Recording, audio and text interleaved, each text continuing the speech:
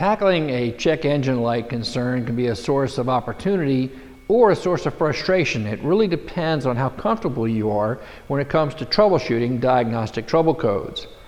Stick around though. Helping you handle the DTC dilemma is the topic of this edition of The Trainer.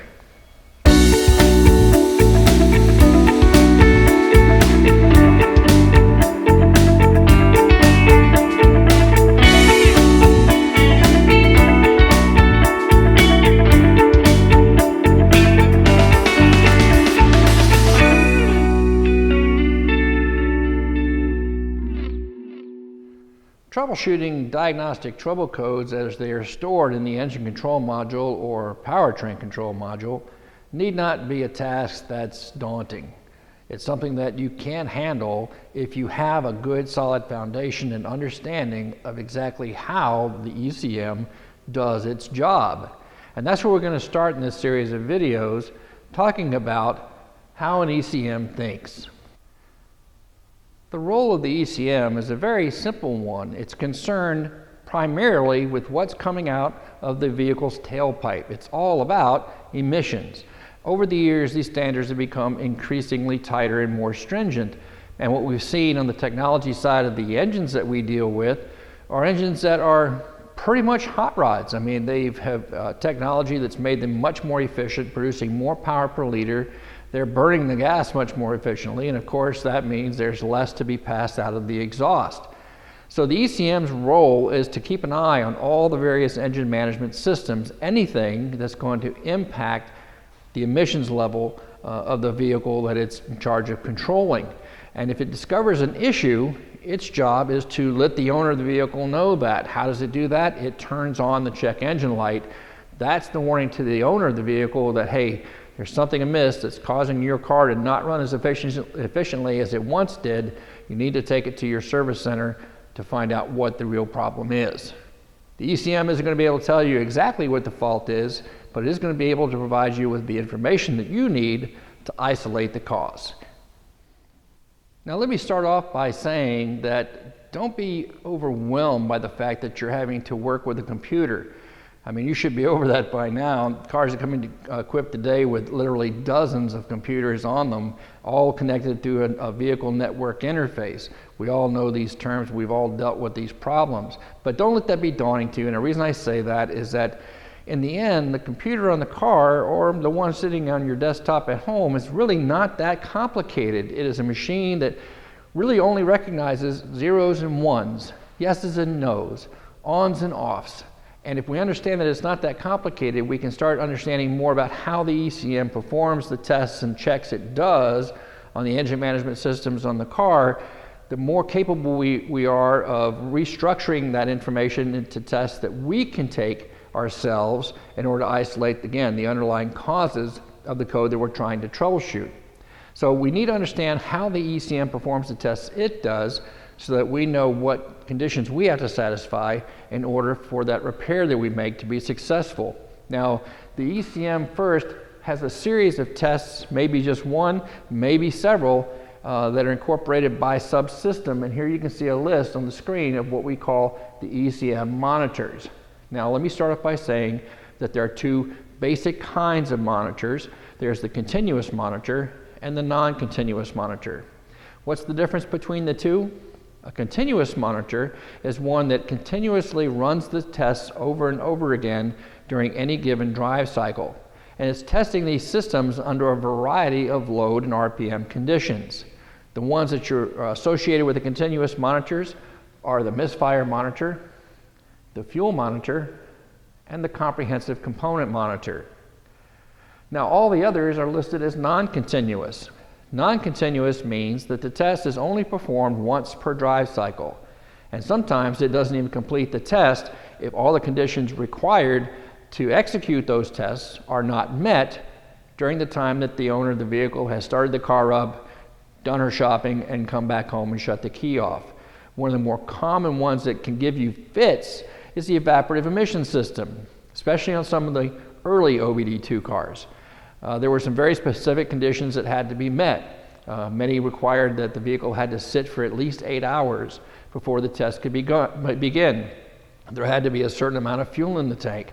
There had to be a certain temperature outside. The vehicle had to be driven in a certain manner and for a certain length of time. All of these are parameters that affect how those tests are run, and you can find the information in the service information system of your choice. Other examples of non-continuous monitors that you're probably familiar with: the oxygen sensor monitor, the catalyst efficiency monitor, the EGR or exhaust gas recirculation monitor, the secondary air injection monitor, the heated catalyst, the oxygen sensor heater, and surprisingly enough to most is air conditioning. Now, why would air conditioning be an emissions-related monitor? Well, consider this. The AC compressor draws an awful lot of power away from the engine, doesn't it, in order to get it to turn and to pressurize that charge and cool that cabin. So if it's not running the way it's supposed to, say it never shuts off, that's placing an increased load on the system.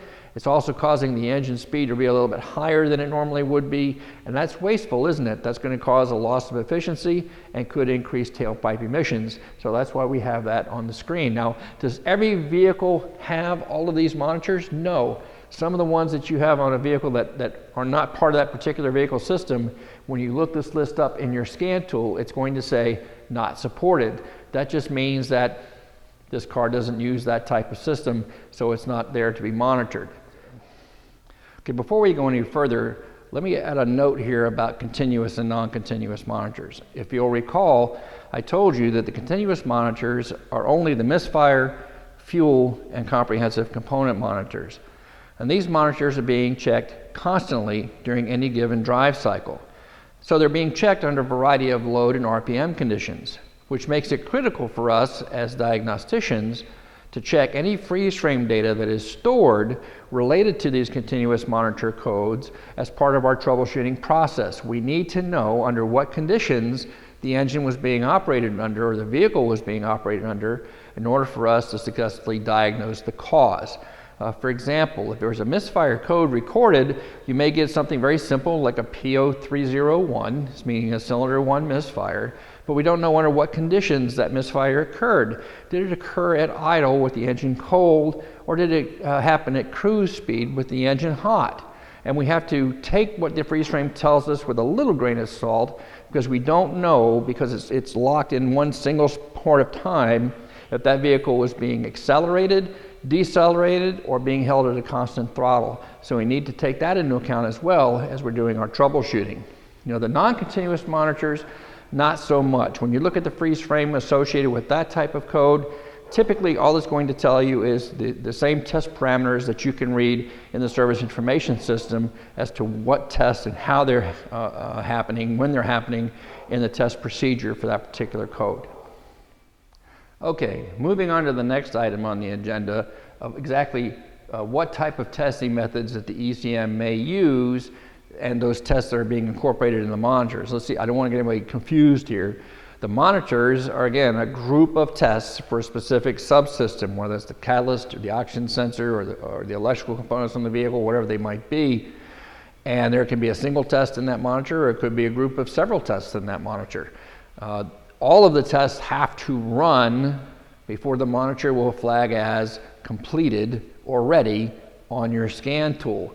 If the data has been cleared or the battery power to the module has been lost, all the monitors are going to reset to not ready or incomplete, and then they have to go through their test runs before they'll flag as ready or complete. Now, misfire monitor, fuel system monitor, they'll flag as complete almost immediately because they are usually very short tests that are within them. They're testing over a variety of load and range and speed, as we talked about. So you're not going to see those listed too often as incomplete. But the non-continuous monitor is very possible that you may pull up a history and you'll see that it lists one as not complete, which can give you, again, an idea as a diagnostician.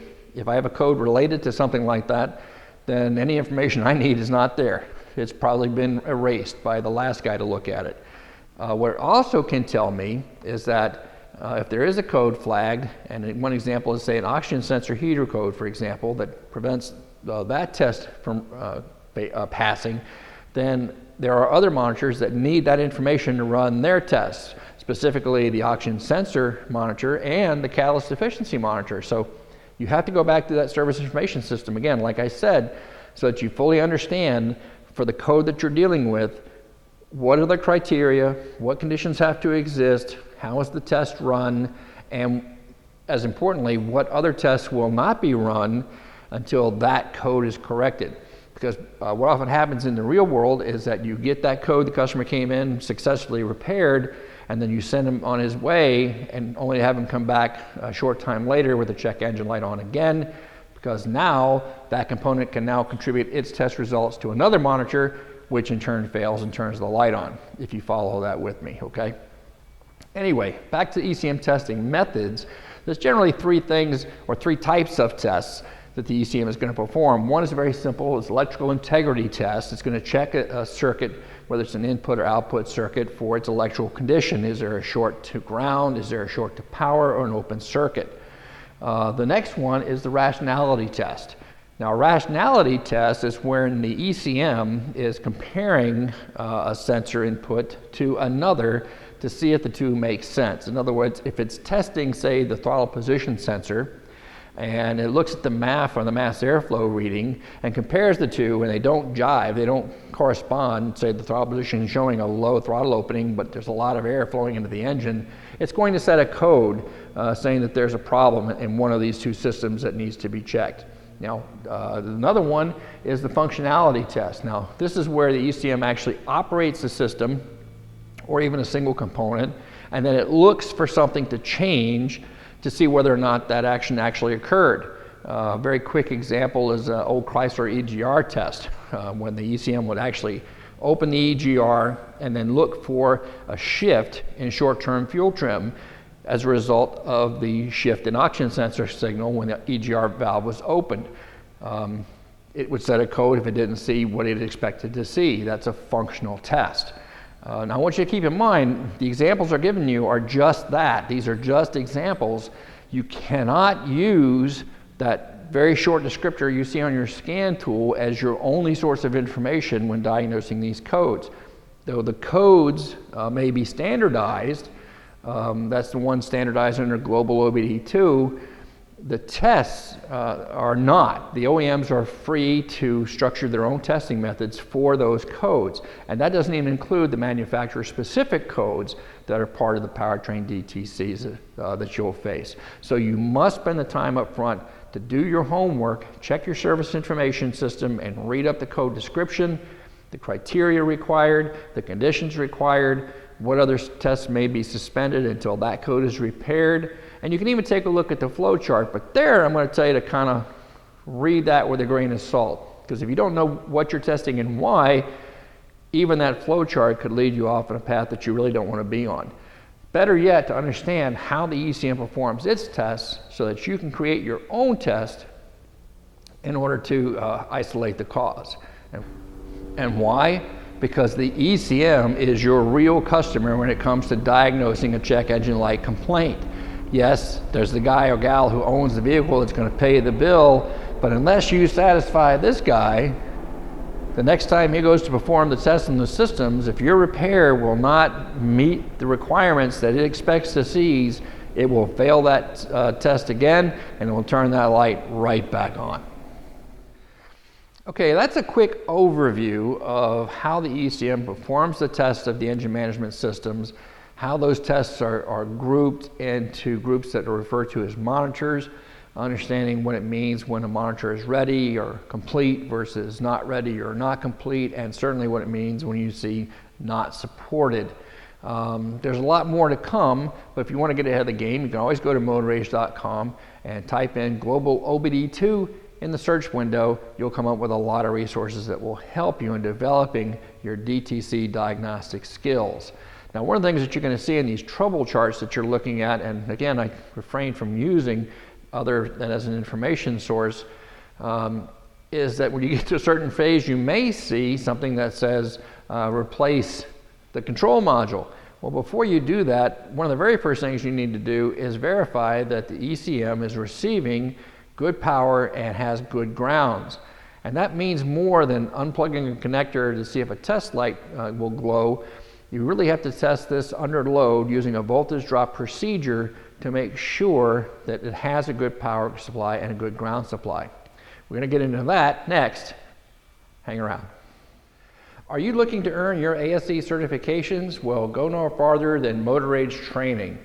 We're located at passthease.com, and there you can find study guides and other helpful resources that will help you earn your certifications through ASE. In fact, as far as I know, we're the only company that provides study guides and resources for every certification that ASE has to offer, and I know we're the only ones that offer a money-back guarantee if you don't pass. So if you're preparing for that ASE exam, don't forget to check out passthease.com and order your Motor Age Training guides today. Hey, thanks for sticking around. Before I get into how to test the ECM power and grounds, let me go back and say one thing to clarify what I meant about using the service information system flow charts, those trouble charts, to do your diagnostics. You know, some of these charts can go on for quite a while, 6, 7, 8 pages long, and hey, I know how the real world works just like you do. A lot of us will go down that list and we'll go, well, I know that's okay, and we'll skip from step 2 to step 7 instead of following it right down the line. And that ends up causing us to miss something that we shouldn't have missed. Another common fault with using a troubleshooting chart is, like I also mentioned earlier, if you don't understand what it is that you're testing for, you may not recognize a bad result when you see it. And in fact, a good example is the flow chart that I saw here in the service information for the Dodge truck. We're going to check the ECM power and grounds on. If you follow the technique that's specified in the service information system, all you're going to be doing is checking open circuit voltage at the ECM connectors on the power side, and then all you're going to be looking for is an unloaded ground on the other side because they're testing it with the ignition off, no currents flowing. That's not a good thing. You really need to check these with a voltage drop testing method. Why? Well, a good example is the grounds that are used on the computer. There are 2 types. One is the power ground, and one is the signal ground. And then you may have more than one of each on an ECM, as you may have more than one power source. But on the ground side, there's a distinct difference. The power grounds are used to ground the higher current circuits that the ECM is in control of. So there's a lot, that's a 12 volt push behind that circuit. On the signal ground side, there's usually a reference voltage, typically 5 volts. And these are used to ground a lot of the sensor circuits, like the MAP sensor, the crankshaft position sensor, things like this. And because it's a lower voltage, even a small amount of voltage drop can mean a big difference in how that circuit performs. In fact, on some of these signal circuits, a voltage drop of even 50 millivolts is enough to interrupt the ability of the logic circuits to flip their switches, to count those zeros and ones that we were talking about, and result in some confusion, if you will, in the ECM's mind and its ability to carry out what it needs to carry out. So it's very important that we check that using a voltage drop method, and we're going to start by making sure we identify all the power circuits that are on that computer and where they're coming from. There may be a fused battery lead to the ECM, typically, to keep the volatile memory alive. But there's also going to be power circuits that are only functioning when the key is on. And it's also important to check these voltage drops when you hit the key to the start position if you're dealing with some intermittent issue, because it's not uncommon for that momentary loss of power to go back and reset everything in the ECM, especially on some of the older OBD2 cars. So if you're going to do the voltage drop test, you have to test it under any condition that's going to affect that power feed, aren't you? So we want to make sure we do that. We want to identify the ground circuits. Of course, like I mentioned, there's 2 kinds, the power and signal grounds. The diagram may not tell you which is which, okay, but we need to be aware that there are 2 different types. And then finally, let's identify the connector pin locations in the ECM connector where these wires are, so when we go to the vehicle, we can locate them and go ahead and get started on the test. Okay, so with that said, let's move over to the truck, and let me show you how it's done on this particular vehicle. Okay, now we're all set to start checking the ECM power and grounds here, but before we get started, here's a few notes that you want to take before you even open the hood and get your meter out. First, make sure you have everything you're going to need. To start with, I have my wiring schematics. I've got some back probe pins, magnifying glass for my old eyes so I can read the diagram a little easier, my meter, and of course I've already removed the air box here so that we can get a little closer access or easier access to the connectors on the ECM. Now, two ways that we can go about this. We can back probe the connectors, or we can pierce the wire very close to the connectors. Pros and cons for both. First, if you're going to back probe, be extremely careful on how you place that back probe. Ideally, you want to run right alongside the wire and just underneath the weather seal to get to the connector. That'll help make sure that you don't accidentally veer off and end up in the connector next to the one that you're trying to back probe. It's very possible to short these two connectors together with your back probe pin, and then you've turned that ECM into a very expensive fuse. So we want to make sure we don't do that. If you decide to avoid that and pierce the wire, there's a number of different piercing connectors that you can use. Just be sure that when you're done that you seal the puncture that you made with that tool. You don't want to set up a possible corrosion or wiring issue that's going to show its ugly face 3 months, 6 months, even a year down the road. So whichever technique you choose, make sure that you follow all the standard procedures to make that you're not creating a problem where there wasn't one already. All right, let's go on and take a closer look at the ECM. All right, now this particular ECM obviously uses two connectors, and they're lock connectors. I don't want to disconnect the connectors if at all possible, but I do need to access the wiring behind it. And you'll see that there's a small wire tie that goes around the base here, and then there's a lock tab here. I've already moved the wire tie on the one on the right, so if we go in and depress the pin here, we should be able to remove that with a little fuss.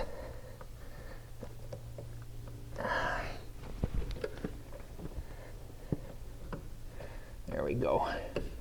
And then we're just going to lay that out of the way. A lot of these connector tops are the same. Just take a moment to take a look at how it fits before you start diving into it. Okay, again here, we're just going to spin that connector around. Try and get under it. So we can pop the wire tie. Okay, that takes care of the wire tie on the butt base.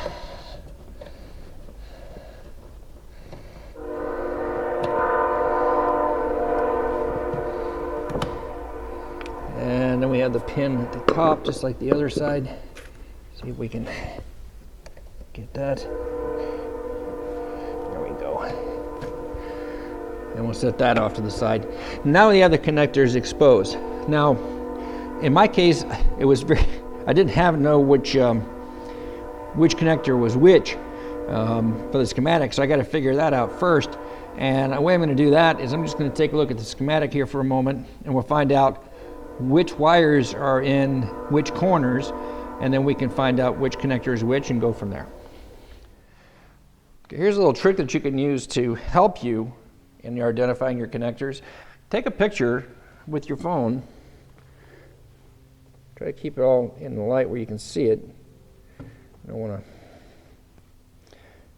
There we go. And we'll take a little picture of that one. And then we'll see if we can get over here to this one in the light. There we go.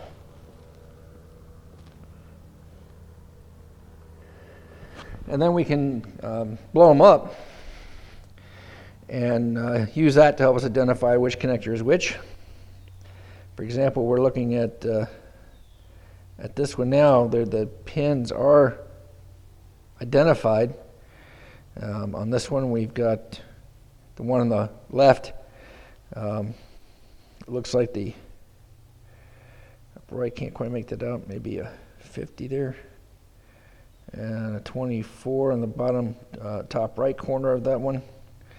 And then the same on the other side. So we'll go back to the schematic, and that'll help us identify which connector is which.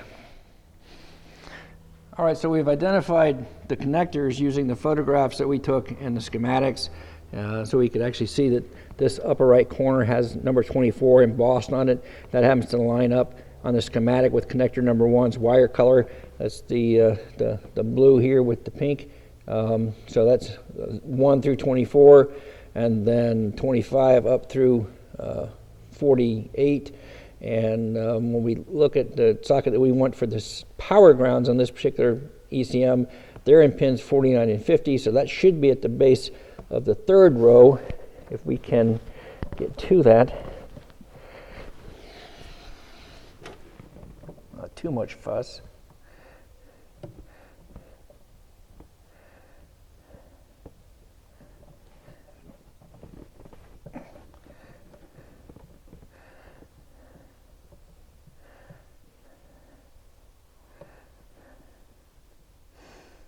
Okay, and I can make out the 2 black wires right there, and now we can try to back probe each one very carefully. Again, I don't want to run that against another wire, so I'm going to try to stay very close to the wire itself.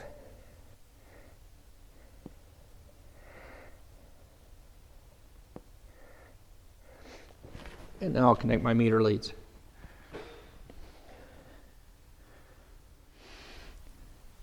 All right, so now that I've got the meter connected, key on, meter set on the millivolt scale, because again, it takes very little, especially if it's a signal ground, to cause problems with the ECM's ability to do its job. I'm going to check it key on, and I'm also going to go ahead and check it engine running. Let me go start it up.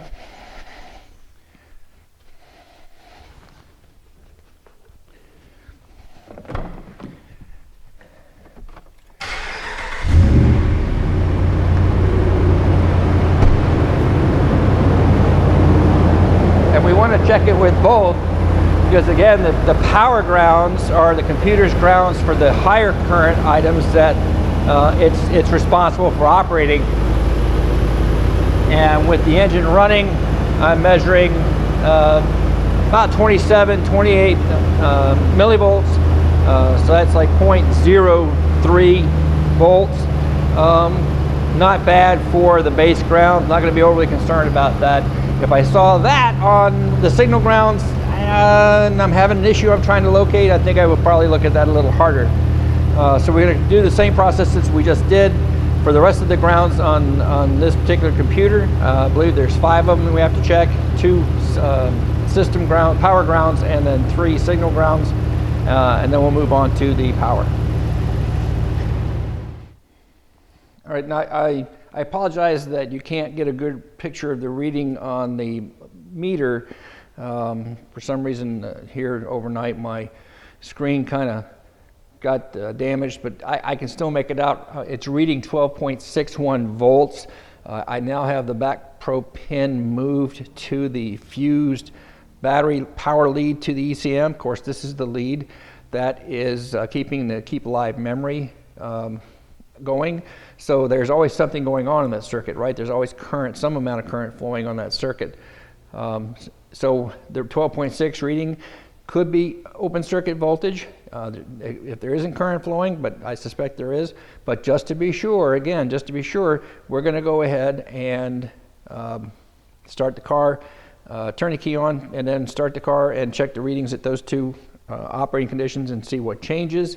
Now, keep in mind, this is the OCV reading possibly that I'm reading. If I want to make it easy to read voltage drop, I'm going to move my negative lead of the meter from the negative post of the battery over to the positive. So I'm going to do that as I go around, and we'll see what the changes are. All right, so moving the lead now to the positive side of the battery. Now we're letting the meter do the math, showing very little. And since I want to get a good accurate reading of the drop, I'm going to drop the range into the millivolt range.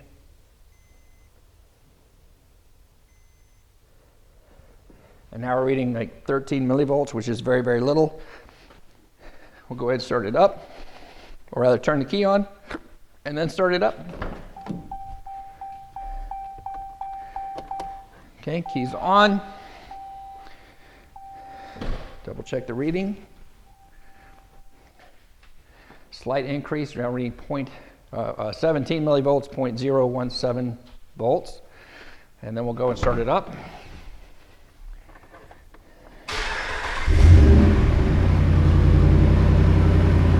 And again, check for the voltage drop reading with the engine running. Now that increased quite a bit. Now it's running, I saw a high there of 0.38 or 0.038, 38 millivolts, almost 40 millivolts. Again, that's got some resistance in the circuit, but because this is a fused power lead, I'm not too concerned about that one. Again, the critical part is on the signal ground side because of that smaller overall voltage. For example, if we looked at, I'll keep the numbers easy, we had a 1 volt difference in drop on a 12 volt circuit. That's a 10%, roughly 10% drop, right? But if we cut that in half, if it's a 5 volt circuit, well, now we've doubled that. It's like a 20%, over 20% drop, right? So much more significant when the voltage being applied on that particular circuit is less than the 12 volts that you're used to seeing, right? So that's one reason we want to check all these circuits. Now, the other power circuits that need to be checked on the ECM are only on when the engine start and the ASD relay are on. So that's either key on or engine running. So we shouldn't see anything on those key off. So let's go ahead and check one of those real quick. Okay, so now the wires here on this side of the connector, the 3 pink and white wires here, pins 74, 75, and 76 on connector 1 are the ASD output power leads to the ECM. This is only going to be hot when the ASD relay is closed, and of course, you all know that if the engine is running after a few seconds, the ASD powers back off again. So checking a key on, you could do that, but you got to be very quick at capturing the reading. So we're just doing here now with the engine running. I've got a reading here of 0.18 volts, 180 millivolts. I don't know if I'm going to be concerned with that because this is a circuit that's receiving full system voltage right now, probably around 13.5, 14 volts. So it's not a great loss, it's not a great percentage. I'm not going to be overly concerned with that. Again, the key factors are going to come into play with small drops are the signal grounds on the system. All right, so there you go. That's a basic procedure for checking the ECM power and grounds. Now we'll just put it all back together again. All right, let's see if we can recap what we just finished doing here on the truck. Overview, testing the ECM power and ground circuits. What do we have to do to begin that process? We have to check the schematics to make sure we identify all the power sources and all the ground circuits that the ECM uses. There's always more than one. If possible, we also want to identify what type of ground path it is that we're connected to. Is it a power ground or the ground path for the 12 volt components that the ECM is in charge of, or is it a signal ground? And these are the components that use a reference voltage that the ECM supplies the ground for. These are also more susceptible to amount of voltage drop because it is a lower voltage. That's basic Ohm's law. So we want to know what those are. Basic testing procedures, back probe or pierce the wiring, your choice. Just be aware that if you back probe, be extremely careful that you don't tear apart the weather seal and you don't accidentally cross over into another connector and blow the ECM. Don't want to do that. If you're going to back probe, if you're going to pierce, then make sure that when you're done that you repair the pierce that you made in the installation. There's liquid electrical tape, works really well. In a pinch, clear nail polish works well too. But you want to make sure that you repair that, or you're going to be setting that wiring up for failure that you or another technician is going to have to deal with. In terms of the testing method, again, we're using voltage drop, so the current has to be flowing through the circuit that's being tested. When we check the power side, I'm going to hook the power side of the meter, the negative meter lead to the positive side of the battery, and then use the positive meter lead to take my measurements.